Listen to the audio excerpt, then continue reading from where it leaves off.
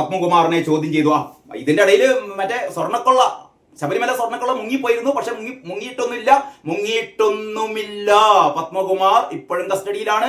വാസുവിന്റെ custody നീട്ടിയിട്ടുണ്ട്. 14 ദിവസം വരെ വാസുവിന്റെ custody നീട്ടിയിട്ടുണ്ട്. വാസുവിനെയും പത്മകുമാറിനെയും ഒന്നിച്ചിരുത്തി ചോദ്യം ചെയ്യാൻ പോവുകയാണ്. അപ്പോൾ തീർച്ചയായും നമ്മളൊക്കെ പ്രതീക്ഷിച്ചിരുന്ന പോലെ ആരിലേക്ക്, കടകംപള്ളിയിലേക്ക് അറസ്റ്റ് നീളാനുള്ള ദിവസങ്ങൾ ഇങ്ങനെ എണ്ണപ്പെടുകയാണ് എന്ന് തന്നെ വേണം നമുക്ക് മനസ്സിലാക്കാൻ. അതിലേക്ക് രമേശ് ചെന്നിത്തല വളരെ കൃത്യമായിട്ട് ഇത് ഒരു ആന്റിക് മാഫിയ അല്ലെ, ആന്റിക് മാഫിയ, വിദേശത്തേക്ക് കോടികളുടെ ഒരു തട്ടിപ്പ് എന്നുള്ള രീതിയിലാണ് ശബരിമലയിലെ ഈ സ്വർണ്ണക്കൊള്ള നടന്നത്. അതല്ലാതെ ഗോവർദ്ധന്റെ ഇവിടെ കഴിഞ്ഞ ദിവസം ഞാൻ ചിരിച്ചു പോയത് എന്താണെന്ന് വെച്ചാല് ദേശാഭിമാനിയില് പുത്തലത്ത് ദിനേശന്റെ ഒരു ലേഖനമുണ്ട്. ആ ലേഖനത്തിൽ പറയുന്നത് ശബരിമലയിൽ നിന്ന് മോഷ്ടിച്ച സ്വർണം കണ്ടുകിട്ടിയെന്ന്. ഇത് ആരപ്പോ പറയുന്നത്? ശബരിമലയിൽ നിന്ന് മോഷ്ടിച്ച സ്വർണം കണ്ടുകിട്ടി. ഇത് നേരത്തെ കൈരളി ചാനൽ പറഞ്ഞ മാതിരിയാണ്. അതായത് ശബരിമലയിൽ നിന്ന് ഒരു തരി സ്വർണം പോലും നഷ്ടപ്പെട്ടിട്ടില്ല, സ്വർണം കൂടിയിട്ടേ ഉള്ളൂ എന്ന് ഒരു വേട്ടാവളിയൻ നമ്മളെ കൈരളി ചാനലിൽ ഇരുന്നിട്ട് കഴിഞ്ഞ മാസം പറഞ്ഞത് നമ്മൾ കേട്ടു. അതായത് 2019 പൂശിയ സ്വർണത്തെക്കാൾ 2025 സ്വർണം കൂടി.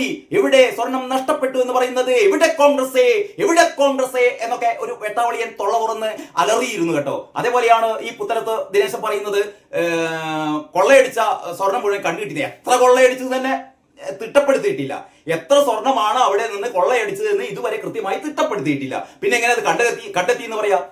ഇതിനുള്ള കാരണം എന്ന് പറയുന്നത് ഗോവർദ്ധന്റെ, അതായത് ബെല്ലാരിയിലുള്ള ഒരു ജ്വല്ലറിയിലാണ് അത്രേ ഈ ഈ സ്വർണം, ഇതിൽ നേരത്തെ ക്ലാഡ് ചെയ്തിരുന്ന സ്വർണം അവിടെ പോയിട്ടാണ് ഉരുക്കി. അവിടെയാണ് ഇത് എന്ത് ചെയ്തത്, വിൽപ്പന നടത്തിയതെന്ന് നമ്മുടെ നേരത്തെ പിടിയിലായ മറ്റേ ഉണ്ണികൃഷ്ണൻ പോറ്റിയൊക്കെ പറഞ്ഞതിന്റെ അടിസ്ഥാനത്തിൽ കള്ളം.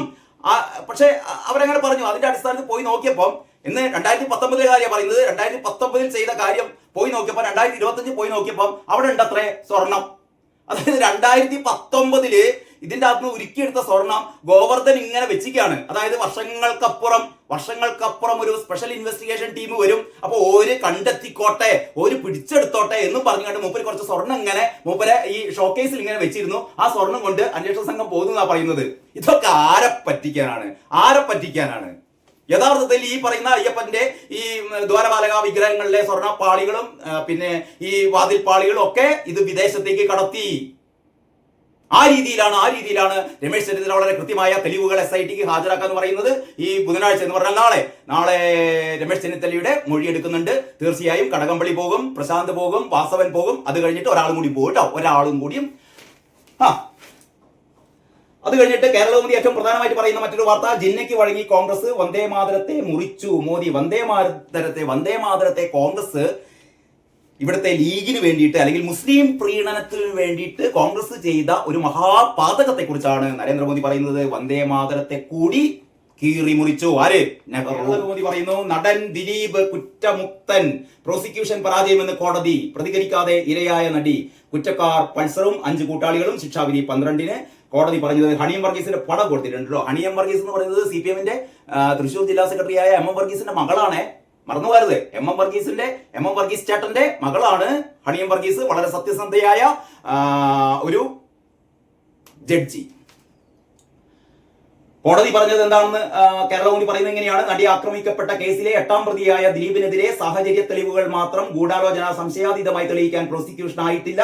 അതിനാൽ ദിലീപിനെതിരെ ചുമത്തിയ കൂട്ടബലാത്സംഗം, ക്രിമിനൽ ഗൂഢാലോചന, സ്ത്രീത്വത്തെ അപമാനിക്കൽ, അന്യായ തടങ്കൽ, ബലപ്രയോഗം, IT ആക്ട് എന്ന വകുപ്പുകൾ, അശ്ലീല ചിത്രമെടുക്കൽ, പ്രചരിപ്പിക്കൽ, തെളിവ് നശിപ്പിക്കൽ, മറച്ചുവെക്കൽ എന്നിവയിൽ നിന്ന് CRPC 235 വകുപ്പ് പ്രകാരം ദിലീപിനെ കുറ്റവിമുക്തനാക്കുന്നു എന്നാണ് ജഡ്ജി ഹണിയം വർഗീസ് പറഞ്ഞത് കേട്ടോ.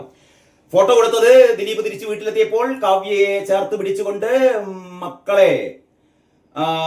മക്കളുമായി ആഹ്ലാദം പങ്കിടുന്ന, സഹോദരിമാരുമായി ആഹ്ലാദം പങ്കിടുന്ന ആ ഫോട്ടോ ആണ് കൊടുത്തത്. അപ്പീൽ നൽകുമെന്ന് മന്ത്രി രാജീവ് പറയുന്നു. പിന്നീട് 7 ജില്ലകളിൽ നിന്ന് വോട്ടെടുപ്പ്.